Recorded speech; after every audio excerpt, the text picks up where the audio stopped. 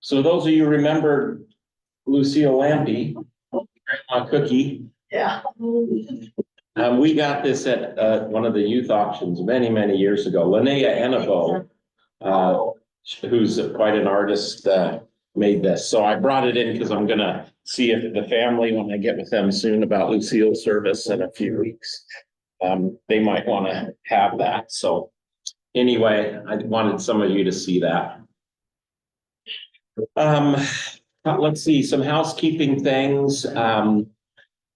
We've got, stay tuned to your email tomorrow before you come to the concert. Justin got a cold, and so he's, it's looking good, but if he's feeling really bad, we may have to postpone that concert. Which of course would be a drag, but lots going on. So we had a great Lenten start last night and yesterday morning. So we've got that going, of course, Sunday going, and my class on Sunday morning is back up and running. Let's see, what else do we need to take? Melanie. I'm working with Ed Cameron right now, and it's likely we just haven't nailed down the service time, but we've got, what is it, March 2nd is March 2nd is actually Darlene Yoakum's memorial, and then Lucille's is the 2 weekends after that, like the 16th, would that be right, or 15th? I can't remember. And so we may be looking at the weekend in between. So we'd have 3 in a row. I'm a little nervous about putting, with our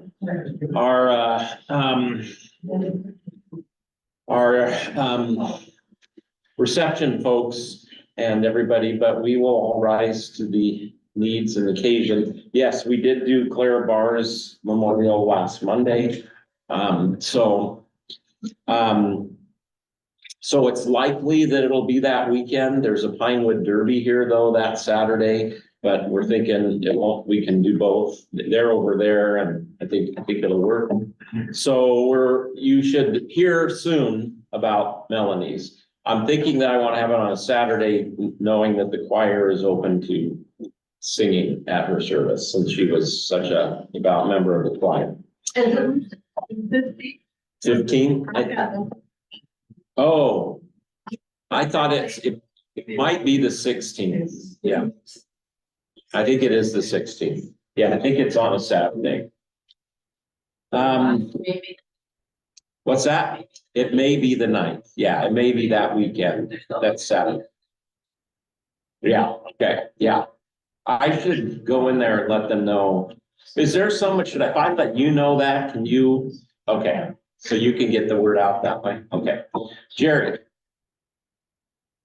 Harold Dahl has fluid in his heart, which caused fluid buildup in his legs. He's getting that, they're doing the diuretics or whatever to get that off. And I think they're possibly going to do a trial, like now, how they have like defibrillators and stuff that senses, but I guess there's something they're working with, that when your fluid starts to build up on your heart, that it sends a signal or something. I don't know how that works, but I believe he's still in the hospital. Herb Warner has been in the hospital. I hope it's okay to tell you that. I got that secondhand. Just yesterday I learned that. So Herb Warner is, I guess, having some blood clot issues, but I heard he's able to go home maybe today. Just getting off of the COVID thing. I took a negative test yesterday morning and did all the research, and pretty much everybody says you're fine, don't about it. But Herb has been because he has some real issues with respiratory stuff that he's been real nervous about that. So I didn't go see him, but Jonathan went to see Harold and Herb yesterday in the hospital. So yes, thank you. That's some good other. He is, yeah, they're both here at St. Michael's. Yeah.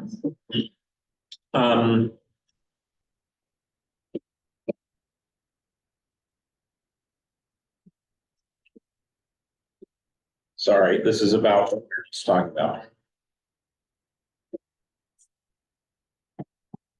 Could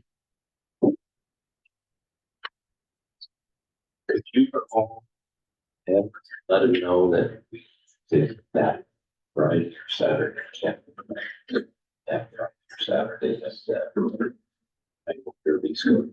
We can manage both.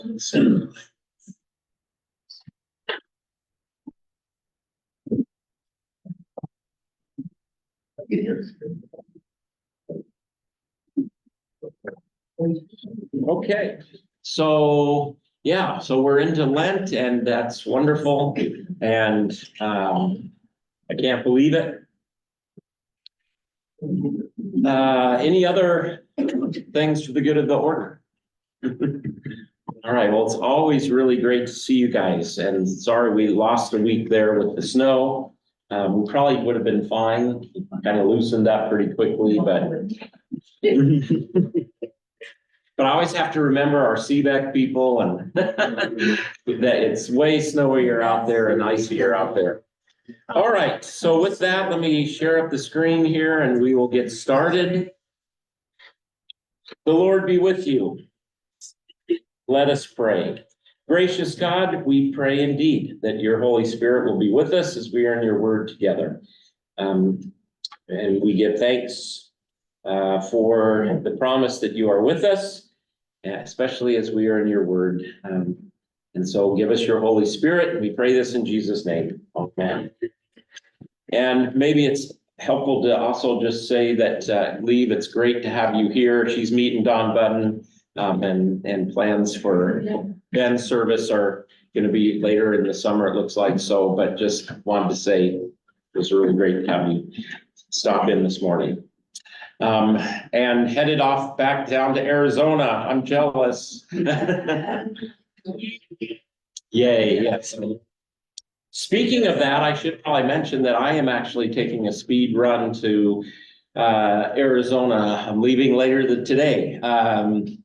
My brother's daughter, so this is a prayer concern. My brother's granddaughter, so my brother's daughter's daughter, she's about 12 years old, and she's had to be admitted to a hospital, and so for behavioral psychological things. So just for confidentiality, I won't say any more than that, obviously, but just please keep my brother's granddaughter in your prayers. So I'm going to go see him and support them. And then I also have a neat little opportunity. And when I was a senior in high school, we got to the state championship. We didn't win it, but we got in baseball. And no, it was when I was a junior, our junior year. And our beloved coach that everybody loves so much passed away. And so there's a group of guys from the team getting together, and just kind of turned out I could do it. And fortunately, Sandy's sister has those buddy passes from being on the Alaska airline that flight it. So I'm and there were some nice openings. So anyway, I'm getting on a plane later today and going to be back Saturday afternoon. So just a quick speed trip, but you can keep me in your thoughts there. Okay, so with that, we are prayed, we are ready to go. So we are basically just a little before chapter 5. And I think we're going to go back to verse 27 of chapter 4 in Exodus, just to kind of keep us in context, especially since it's been a few weeks since we met.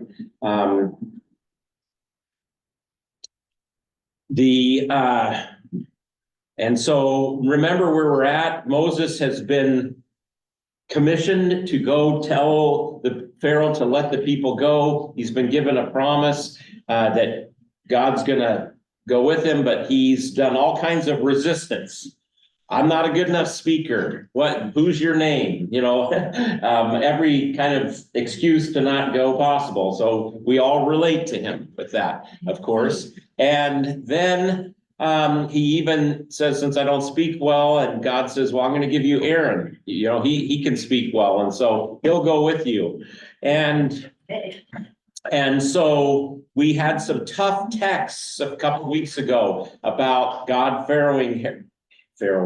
God hardening Pharaoh's heart, and also this whole thing that God was going to kill Moses, Yeah. and this whole atonement thing, and that was a really difficult. It's one of the hardest texts in the Pentateuch, and we did a good job working with that. And that I hadn't uploaded that recording, but it is now uploaded to the YouTube channel. So anyway, that's where we're at. And we're going to start up then with what happens after that. So the Lord, Yahweh, said to Aaron, go into the wilderness to meet Moses. So he went and met him at the mountain of God and kissed him. It's the usual greeting. And Moses told Aaron all the words of the Lord with which he had sent him to speak, and all the signs that he had commanded him to do. Remember that the signs went along with the command or the word. Then Moses and Aaron went and gathered together all the elders of the people of Israel. And Aaron spoke all the words that the Lord had spoken to Moses, and did the signs in the sight of the people. And the people believed. And when they heard that the Lord had visited the people of Israel, and that he had seen their affliction, they bowed their heads and worshiped. I think that's a really poignant verse there, the last part of that. And the people believed. So Aaron spoke all the words the Lord had spoken to Moses, and did the signs in the sight of the people. So they went first to the people.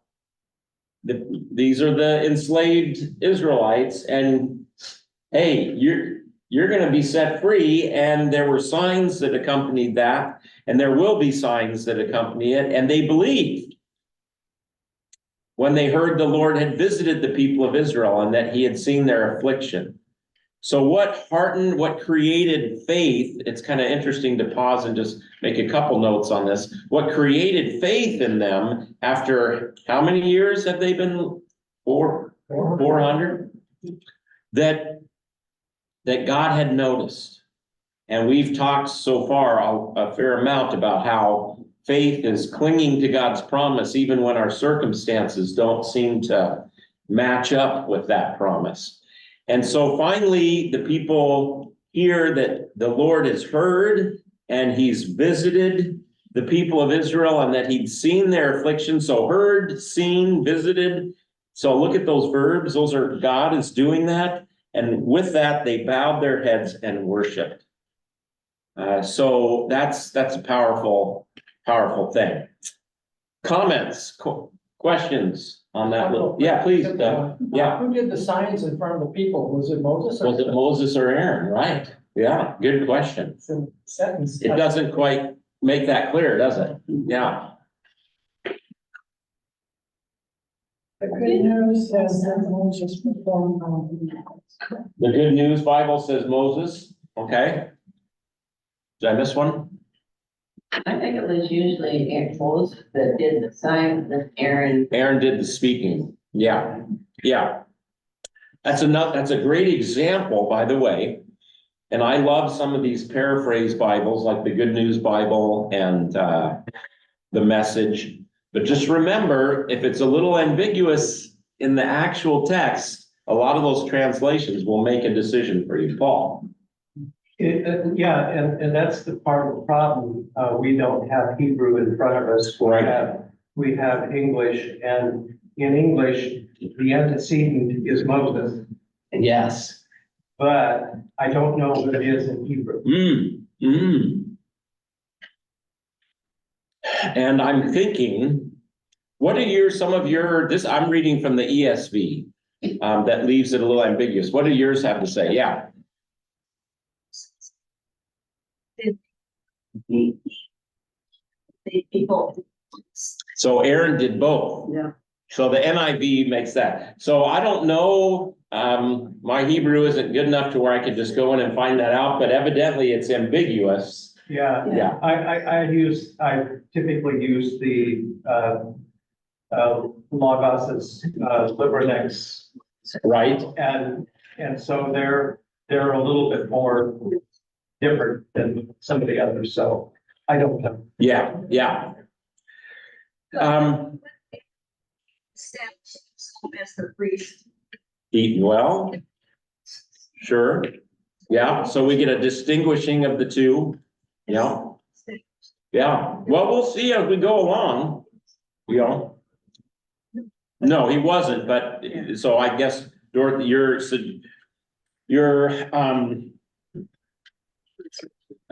Sharon, I guess that you know, maybe this is a precursor, you know.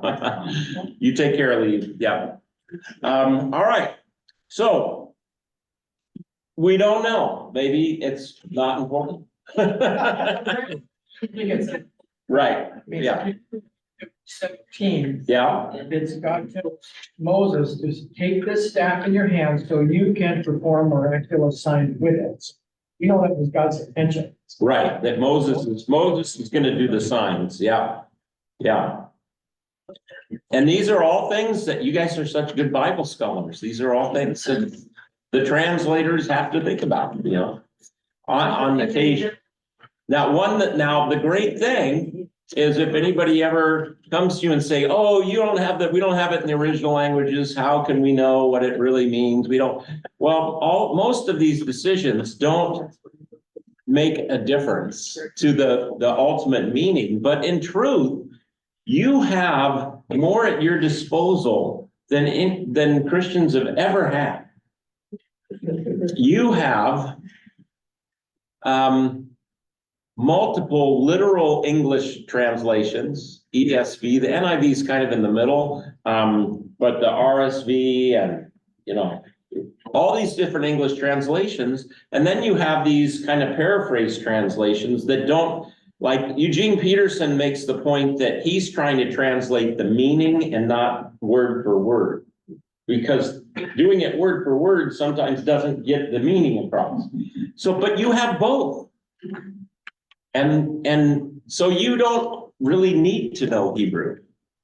Or, you know, it's helpful, obviously, to be a pastor, I have to learn Hebrew, and there was a time when I could read Hebrew and not have to, you know, I could actually just read it.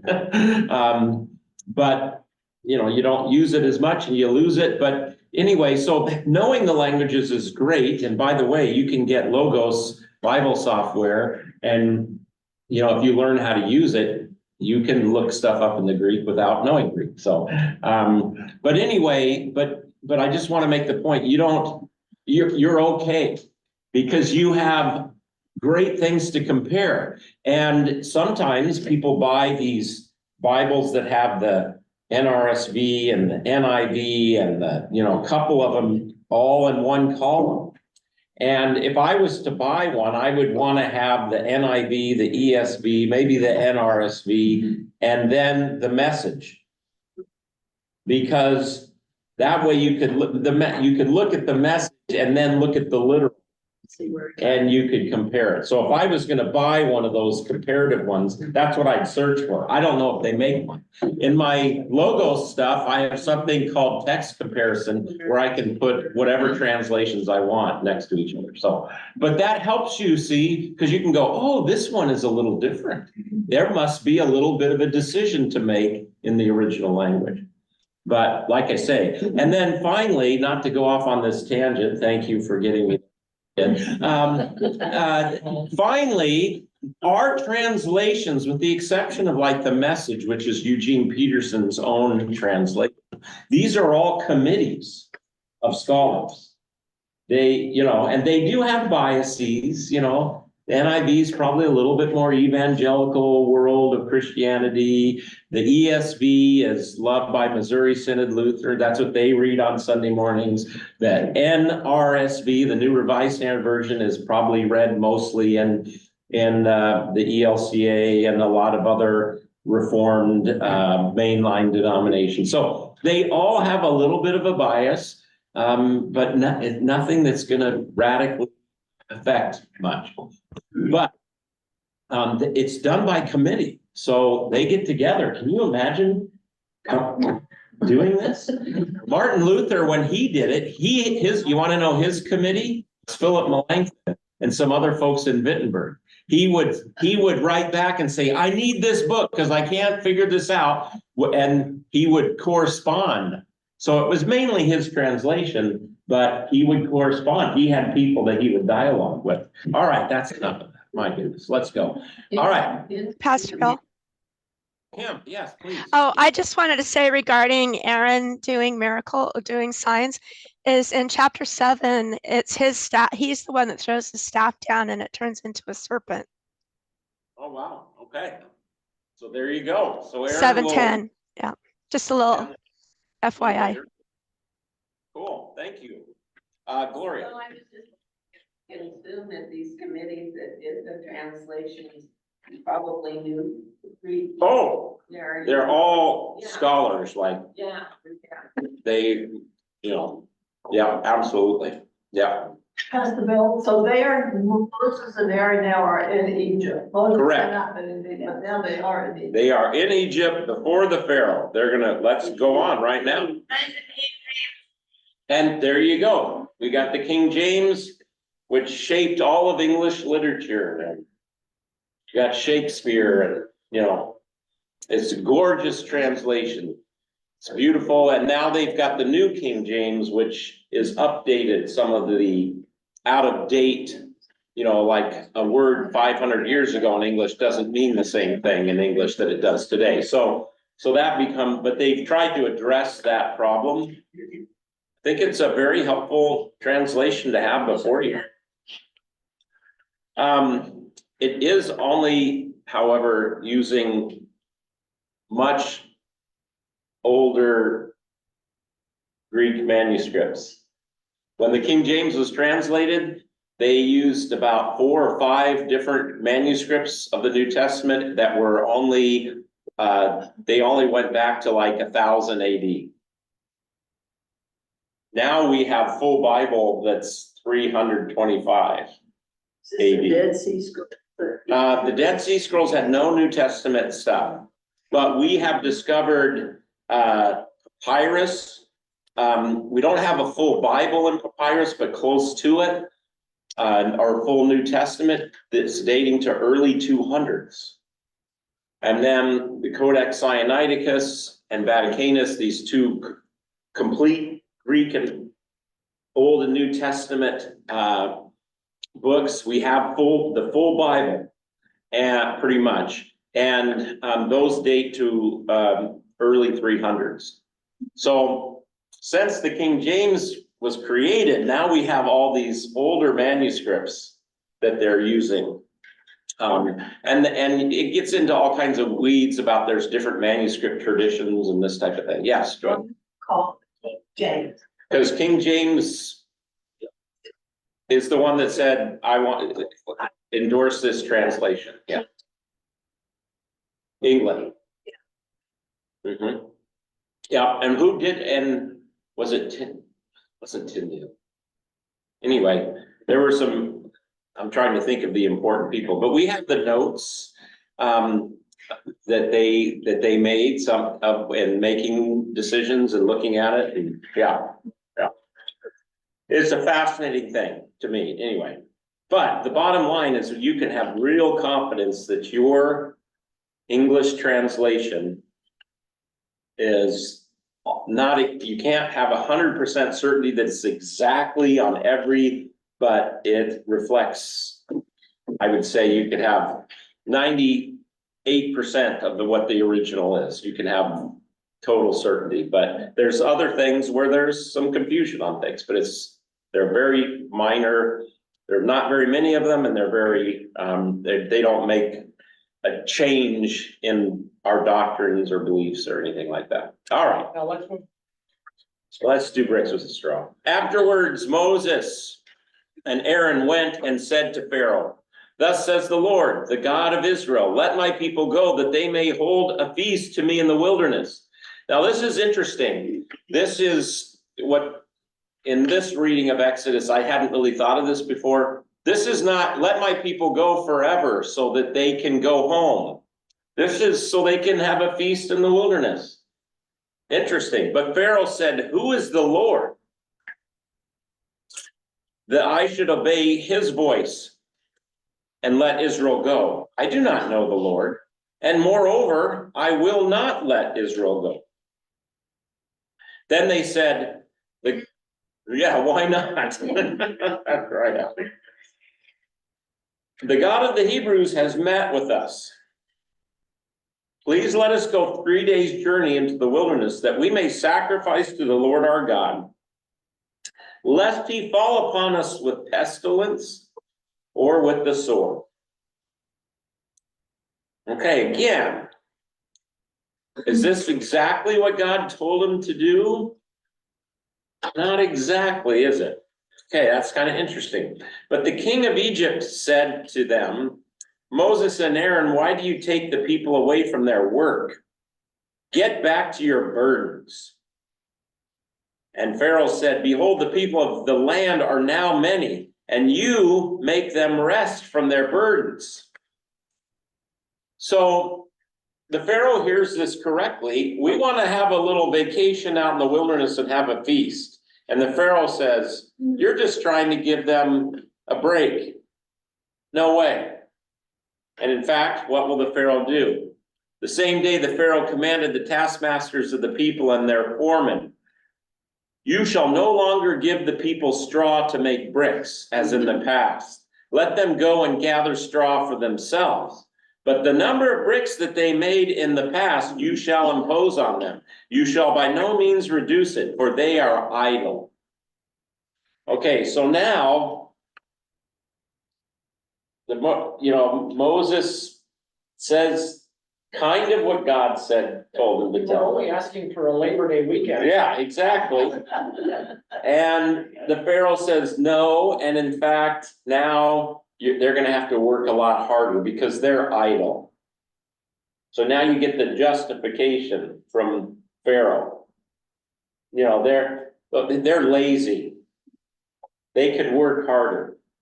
When I hear things like that, I think, well, here he is calling the kettle black. Yes, Talk about non-productive activity. yeah. What does the Pharaoh do every day? He'll sit around and be waiting on. Good point. We're gonna come back to all of this. We're gonna keep going and then we'll go deeper into all these things, so. Therefore they cry, let us go and offer sacrifice to our God. Let heavier work be laid on the men, that they may labor at it and pay no regard to lying words. So the issue here, though, is making sacrifice to God or worshiping God. And remember, why does God say he wants to get the people out of Egypt? So they can worship. Do you think they got the seventh day as a Sabbath day in Egypt? Correct, Ally, 100%. I don't think so.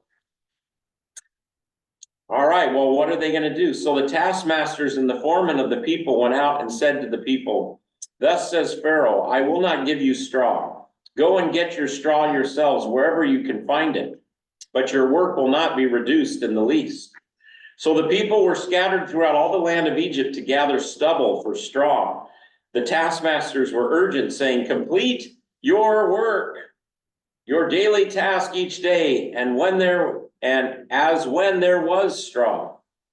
And the foremen of the people of Israel, whom Pharaoh's taskmasters had set over them, were beaten and were asked, why have you not done all your task of making bricks today and yesterday as in the past? So when they couldn't keep the quota up because they didn't have straw, the taskmasters, or the foremen, I should say, are beaten. This You know is, what they did with all these bricks? well, did they build the pyramids? Yeah, they must have had big bricks. So people with the earth scanners here we discovered the exact foundation for many, many buildings from Americans. It's a military lab. Yeah. Yeah. Are the pyramid, and I'm assuming the pyramids are built with stone. But yeah, I mean, this would have been the way they built all their structures and their cities. Yeah. Yeah, right. So,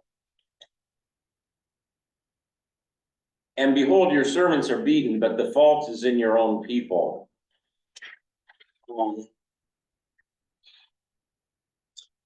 I remember when I was in college, I was a sociology minor.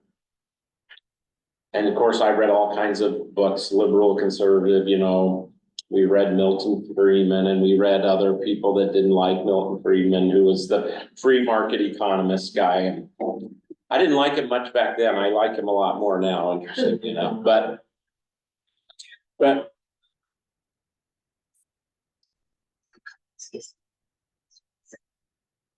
um, so,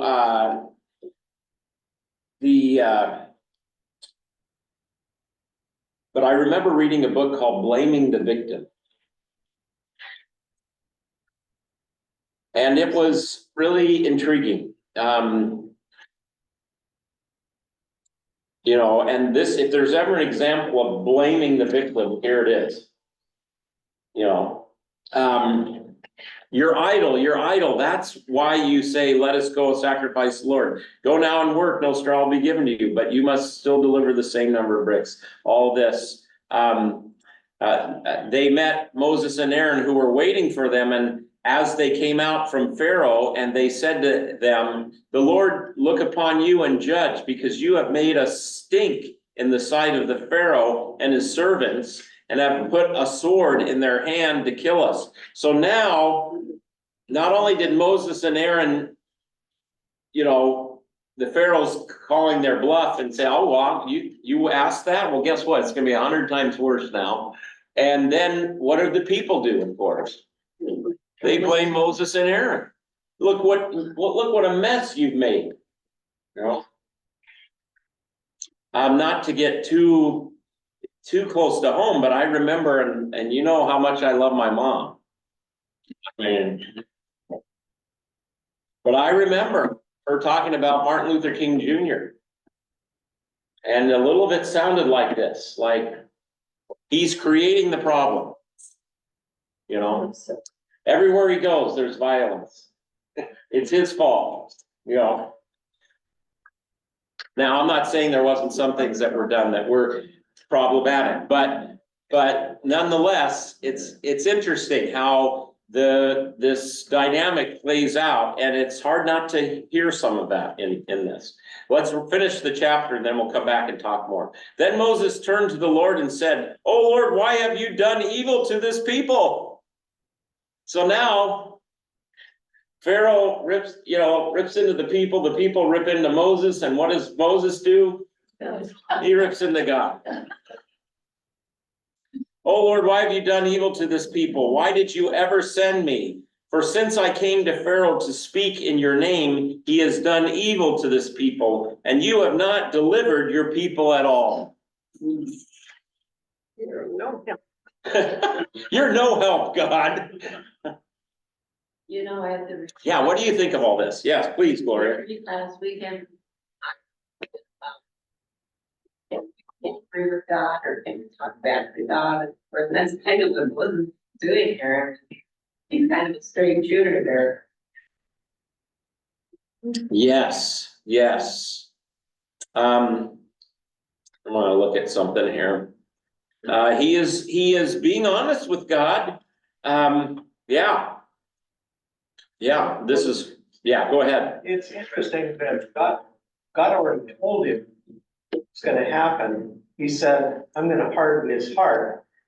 And this is a process. After the last time we were together, I went and looked up the word, and it can mean harden, but it also means to strengthen. It means in the direction that they're already going, it increases their resolve or inclination.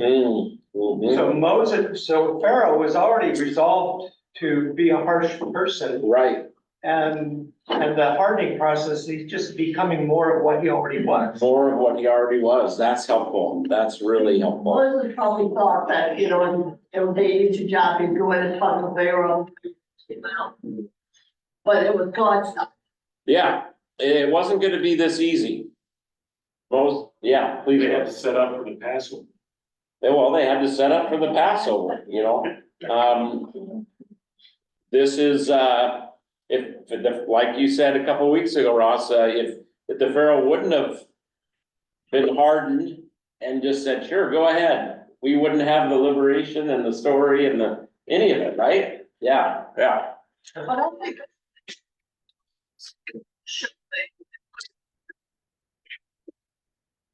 It does. I like that. Yeah. Yeah, absolutely, absolutely. The other side, you can see Pharaoh, like, I mean, he's gonna lose his first horse, and then. He's certainly self-protecting, isn't he? Yeah. And then rationalizing to himself, they're lazy, Yeah. you know, they don't deserve this, you know, so, yeah. Yeah, helpful, please, keep going, sure. This comes in, this is false. This has to be a mean of story because it's not that. Right, Because I've seen enough of that in our lifetimes with the dictators that have come on, they're not gonna give up their power. yeah. I think we can see that in general, that power and human beings create problems. The genius, of course, of our system of government is we've set up a balance of power, so tried to, you know, I hope it The great continues. thing about scripture is it is totally reality. It is total reality, absolutely. One of my commentaries, Terence Fredheim, the Augsburg Fortress, Dr. Fredheim, as I've mentioned before, was a pretty, you know, huge figure at Luther Seminary, Old Testament scholar. And he has the interpretation, is what it looks like as a picture. It's Erdman's historical critical commentary. And he quotes Martin Luther King Jr. here, because Martin Luther King Jr., quote, refers to this chapter. And this is from Where Do We Go From Here, Chaos or Community? And this was in it was published in 67. I don't know when when Dr. King said this, but let's just read this. The Pharaohs had a favorite and effective strategy to keep their slaves in bondage, keep them fighting among themselves. The divide and conquer technique has been a potent weapon in the arsenal of oppression. But when slaves unite, the Red Seas of history open and the Egypts of slavery crumble. You can just hear Dr. King saying that.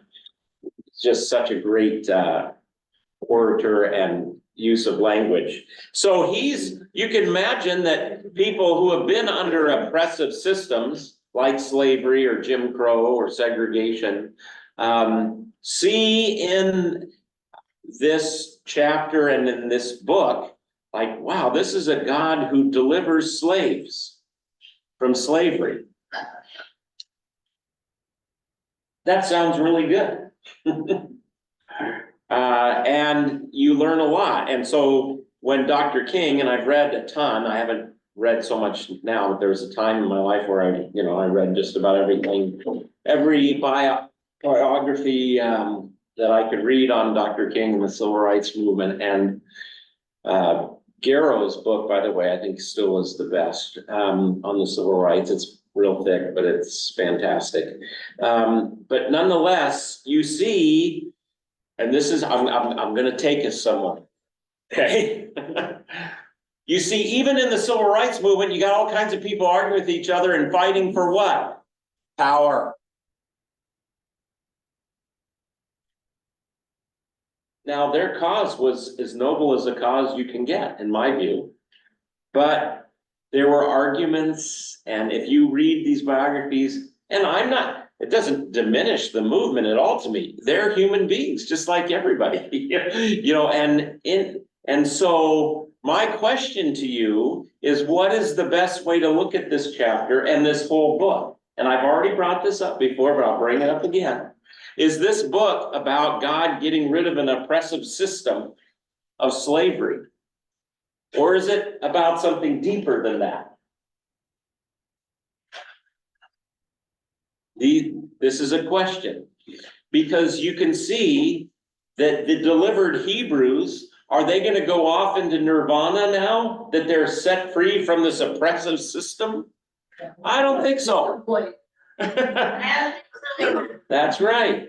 So I think there's a greater problem than slavery, although slavery is disgusting. And any semblance of it to me is disgusting. Even the thought, of course, in our country, it was towards people from Africa and the slaves that were stolen from their country and imported to this country for labor to build the bricks, you know, to pick the cotton and all of that. And so slavery got connected to skin color.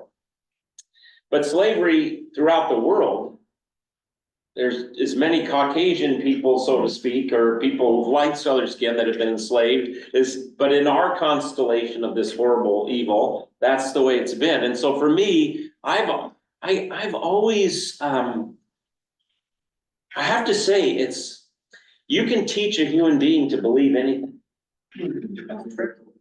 Can't you? You can teach a human being that this person whose skin color is different than you means dot, dot, dot, dot, dot, dot, dot, dot, dot, or that they're not really a full human being, like is part of our history. To me, I look at that and I just scratch my head.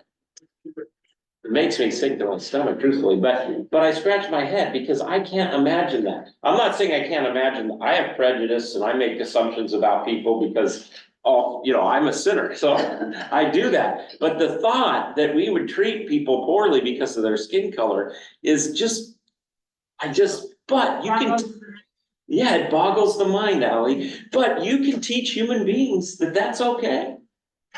See, you know, because human beings want to justify ourselves. So that's where I think we want to get to the root cause. Slavery is a symptom of human sin. Exploitation is a symptom of human sin. But now I'm gonna really get it. I'm gonna really get it going. Oh, sure, Dorothy. Remember correctly, but if you were in debt, you could make yourself a slave to the Correct. person that was, you were in debt to, but it was a limited amount of time, it was 7 years, remember? Yes, right. And then, yes. And so slavery, the history of slavery, we need to distinguish, not all slavery is the same. That's correct. So in Jesus's day, a lot of times people who were slaves were so hopelessly in debt that that was their only recourse. But there were slaves that were captured from other countries and brought, so it's certainly complex, but that's very true.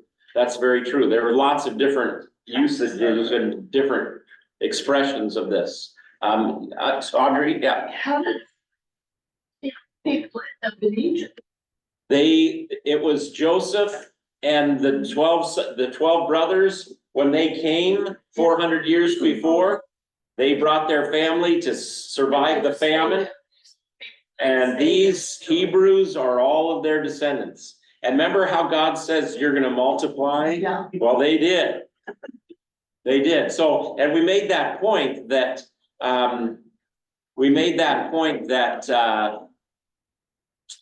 that we say, well, where was God during these 400 years? Well, he was multiplying the people.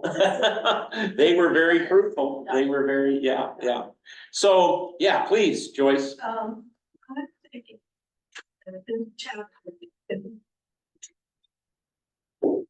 the tug and pull between all the. Okay, yeah. Kind of what. I think that's a helpful point, because that is what the featured thing. Is Moses gonna be true to what God told him to do, and how is he gonna stand in the face of challenges? Is he gonna trust God? Is he not gonna trust God? And I Okay, think to do, absolutely. He is not, and he's, man, you need to get. yes. Man, I need to get out of here. I love it. What grade would you give Moses so far? A 0? See, you're much harder grader than me, Joyce. I'm just gonna give him a C plus. Joyce, yeah, give him a C plus, Ally. Sorry, Audrey.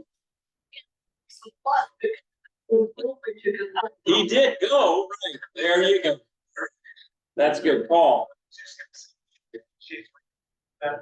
Otherwise, if Moses had said, I mean, he wouldn't have said I was gonna go just 3 days Mhm. into the wilderness. He hedged there. Yeah, he kind of softened it a little bit. Just let us go for a while. Yeah. Anybody at home want to throw in? Up to the mountain?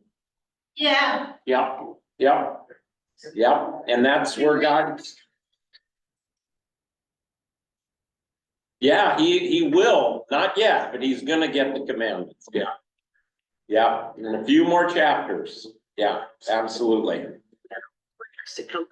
We got the plagues and all that good stuff first. Okay, I don't hear anything from folks at home, so we will keep going to my next thought, yeah. Gonna really. So when I read Terence Fretheim's commentary on this, well, he's a great scholar, but he zeroes in on this chapter, and he doesn't take it the way Joyce did, which I agree with Joyce. He thinks this chapter is about the oppressive system. And it kind of sounds like Karl Marx. Remember, and now Karl Marx, he's got a bad name and all this stuff needs to focus, but he's just a little bit after Luther, and he read Luther. And Luther had a lot to say about the poor and to the nobility. You people got to look out for these people. You can't exploit them. You can't do that. Now, Luther never went beyond advocating something that Karl Marx did and saying that, but what Karl Marx, if I got it right, said is that the problem is the system. And that system is what? A capitalist. Well, or a dictatorship. Yeah, in this case, a dictator who has all power and is exploiting the workers. Yeah, and is cruel. And Luther would say, it's not the system, it's the guy. Or it's the power underneath it. But we want to say, Karl Marx had concern for these people who were suffering. But he goes on then to say the problem is the system. Well, what I want to say, again, making my point, which maybe let's move on, Pastor Bill. My point is the system is not the problem. A system can only have good things and bad things. And you want to pick a system that has the least bad things, the least bad consequences. For me, I like a free enterprise system. I like a system of government with checks and balances. I think we have to keep fighting for that. I think we have to be careful about monopolies like we have in healthcare now and in lots of things, because whether it's a person or a corporation that gets all power, what do you think they're going to do? They're going to do the same thing humans have been doing for 5,000 years or more.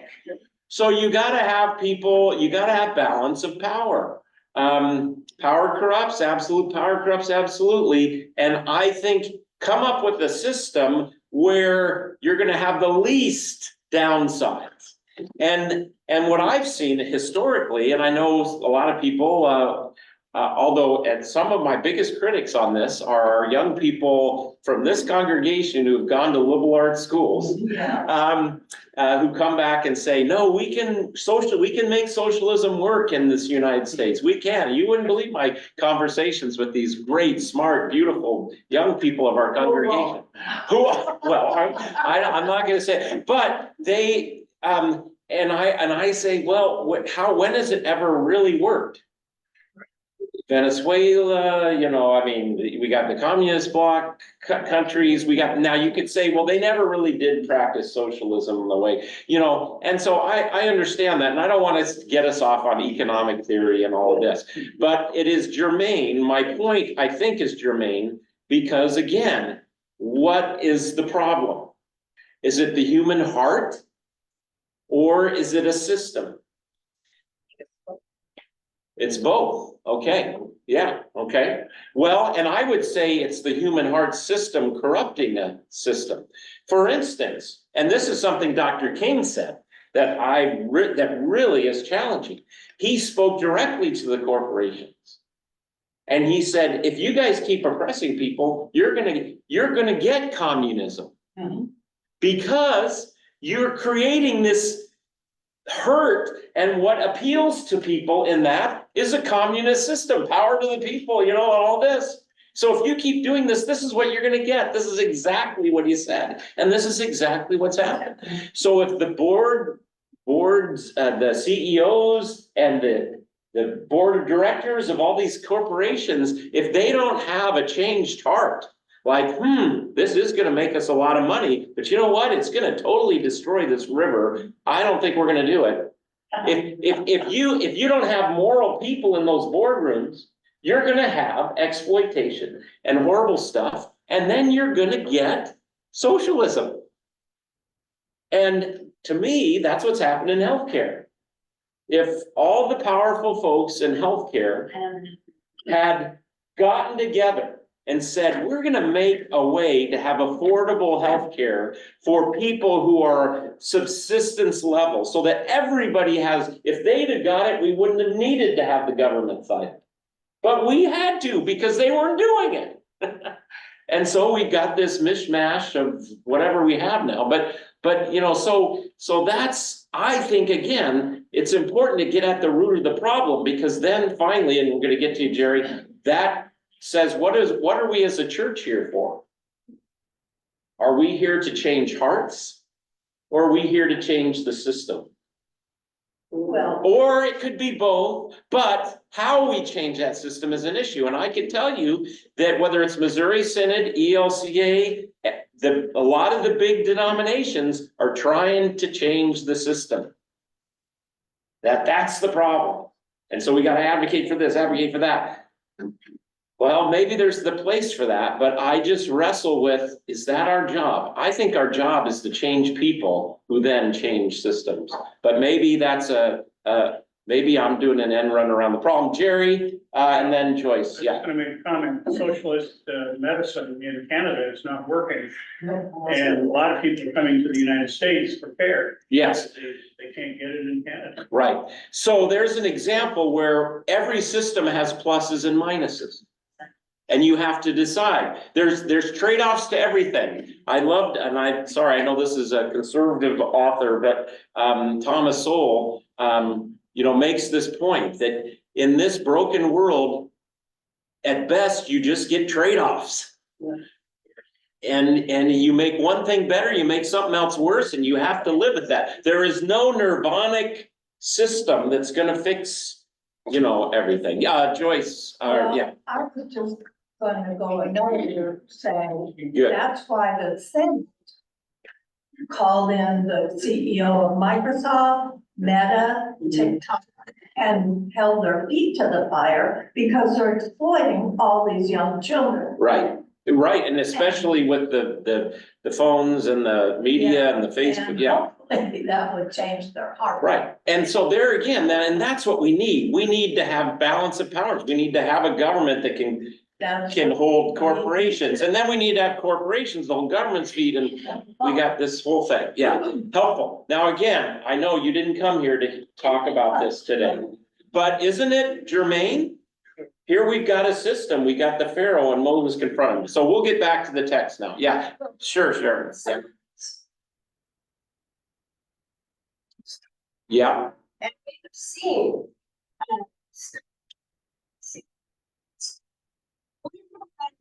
To get rid of all this, and this is how we do it, not very idealistic. We watched that happen. yes, right,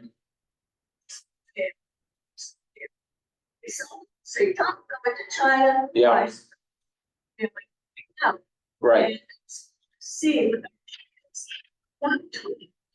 what was 1900 history. Yeah. You know, you can't even get, a bookseller told me he can't even get people to buy the print biographies from the 1900s to the 1950s. Well, and- yeah, and I take the point is well taken that we need to be really They don't. good historians on both sides. Exactly. I'm okay with a newer history take, but we don't need to hold them up together because this is something else that the Crossways Bible study taught me, that as you look at the Old Testament, the history is told from a perspective. And it's told from the Southern Kingdom's perspective. It's not told from the Northern Kingdom's perspective, so you just have to know who's telling the story, and maybe they're leaving parts of the story out that we need to be aware of. I think we're rightly looking back at, wow, some of these history books don't talk about slavery as much as they should have, or they should have that. But at the same time, we don't want to throw everything out and forget some of these lessons. Yeah, well, that's right. And again, so my point here is what is the root of this story, and what is this about? And it certainly involves a system. I love that Dr. King, and I love that the slaves, you guys take care. Good luck over there today. I love that the slaves in the South read the Old Testament, and they heard the stories of Moses, and they were like, that drove the abolition movement. It drove this, Harriet Tubman and all these amazing heroes of our, so many people blame Christianity for this. Well, or blame the Bible that it endorses slavery, all this. That is such a superficial read. It actually is the source of liberation. But also it shows that the Pharaoh is not ultimately in charge. And it showed slaves in this country that their master wasn't ultimately in charge, who most of the time was horrible and harsh and cruel. So that's powerful. All right.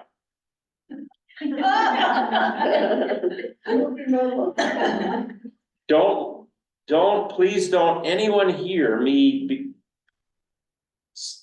belittling any of the injustice that's gone on, that will go on, that we just got to accept it. No, but let's remember what the root problem is. That's human sin. Okay, that's all I think I'm really trying to say. All right. Whew, I don't know if I intended to go there, but because, by the way, let's not forget that prejudice that in this country is a legacy of slavery continues on every day. It's not over. We need to keep fighting that fight, because that's what we're called to do. But how we do it is the question. Okay, Moses turned and said, "Oh God, what are you doing?" So let's keep going. Chapter 6. But the Lord said to Moses, "Now you shall see what I will do to Pharaoh. For with a strong hand he will send them out, and with a strong hand he will drive them out of his land." So you think I've caused problems? Actually, you're going to see the Pharaoh drive you all out of the land. I love the positions here. God spoke to Moses and said to him, "I am the Lord. I appeared to Abraham, to Isaac, to Jacob as God Almighty. But by my name, the Lord, I did not make myself known to them." So he made himself known, but who did he give the name Yahweh to? To Moses. That's interesting. "I also established my covenant with them to give them the land of Canaan, the land in which they live as sojourners." So what is God's response so far to Moses' complaint? What does he do first? He identifies himself. He gives him his name. He identifies who he is. Is that what you said, Audrey? Yeah. Do you remember who I am? Do you remember who I am? Yes. And tells them what he's done. That's right. Look what I've done in the past. So he calls them to remember the story. He takes them back to what he's done for them. That, I think, is really what we do on Sunday mornings. You come back together after getting knocked down and beat up out there in the world, and we say, remember who God is. Remember Abraham and Sarah, and remember the covenants, and remember what God did in Egypt and parting the Red Sea, and remember what happened to Jesus after the third day. And remember, because we come and we say, God, what are you doing? Where are you? There's still all this tragedy and all this horrible stuff. And God says just what he said to Moses. This is who I am. Remember that. And I also established my covenant, and I think this is Barith. Yeah. My contract, my agreement with them. I think contract isn't a good, I think covenant's the right word. To give them the land of Canaan, the land in which they lived as sojourners. So they lived there for a while, but he's going to give it to them. Moreover, I have heard the groaning of the people of Israel, whom the Egyptians hold as slaves, and I have remembered my covenant. So now God says, I haven't forgotten. Because what do we think? God, have you forgotten? Have you forgotten us? Yeah. 400 years. For 400 years. And you can, from a human standpoint, I would be like one of those folks, I'm not sure God remembers us. But a word comes in from the outside, doesn't it? And says, I've claimed you. By the way, this is the same thing that Isaiah will do to the people when they're in exile. Many, way down the story, they're taken off into exile in Babylon. Kim has written a beautiful little take on Isaiah 43 that she often reads to people before surgery, and that, it's touched me, and that, because it's a passage that I often read to people. Isaiah 43, you remember Isaiah 43?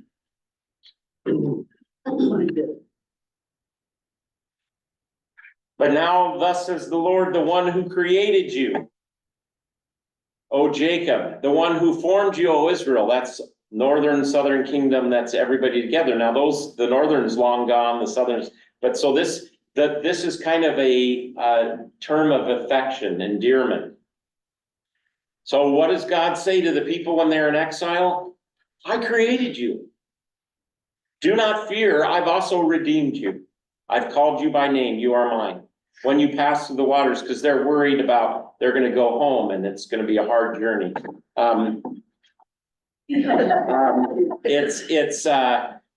And so God, this is what God always is doing for us. A word comes from the outside that says, here's my promise, you hang on to that. Don't let go.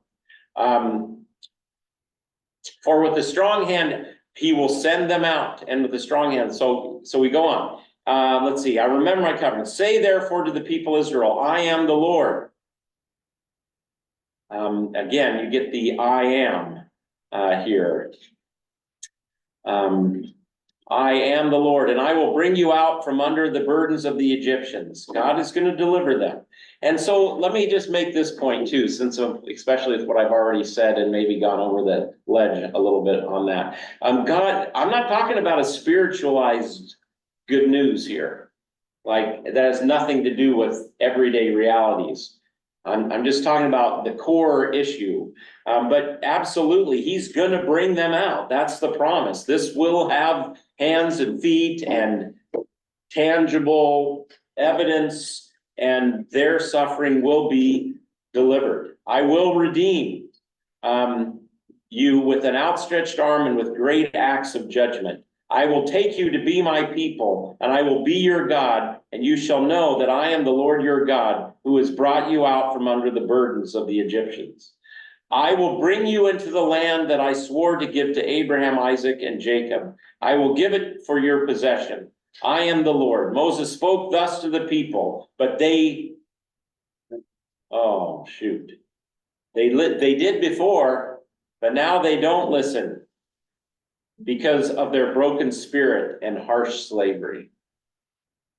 Wow, that I can relate to. That hits me like a, sorry for the pun, a ton of bricks. Because oftentimes, because of other people's hurt, because of so many losses and defeats and so much injustice, I struggle to believe. But because of a broken spirit and harsh, and and I've never experienced anything like so many have in the history of humanity who have gone through this kind of oppression and hurt. So that's a little dose of reality, isn't it? Please, Gloria. Well, I was just looking at 7 through 8. You see, I will an awful lot in there. And it's kind of Exodus in a nutshell, because that's what through the whole book of Exodus, God is doing. Yes. Yeah. Yes, absolutely. Please. Building on to that too, so something dire begins to happen in our own lives, for example. Something comes in better than expected. And it doesn't mean that your prayers for God's help are going to bring instant help, because you're going to have to go through this one. And, he's going to be with you as you go through the swamp. Yeah. And you just have to have understanding and faith that the swamp isn't, you're not out of that yet. Yes. Keep going. Yeah. Don't give up. Yeah. That's right. That's right. I will be with you, just like that Isaiah passage, I will, you're gonna go through the desert, but you won't be burned. You're gonna not be overwhelmed. And that's a word that we cling to and a promise that we hold on to.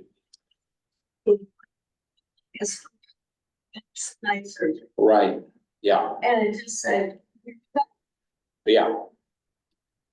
Yeah. Yep. and experiences. Really, faith building. Yeah. Yeah. Absolutely. Absolutely. Yeah. But I think, the Israelites have been so disappointed all along with what Moses said. And then the Pharaoh came down harder on them. And so why would they believe him again? Right. Let's just be real. Yeah.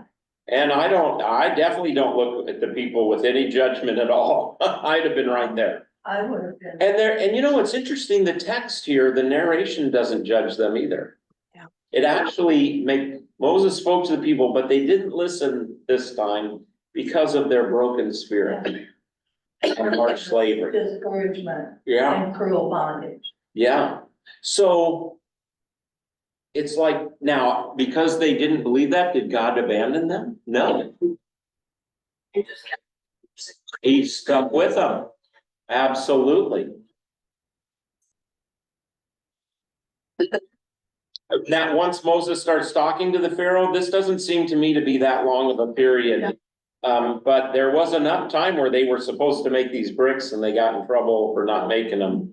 And they were at the breaking point already. Yeah. And then to get more.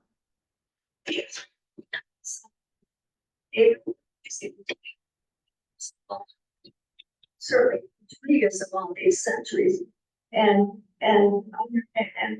Christian view, absolutely. We go back to that, which is still only an opening up. Yeah, the genealogies are important. I think what I find really telling, especially when you think about the New Testament saying that God can raise up from these stones, children of Abraham.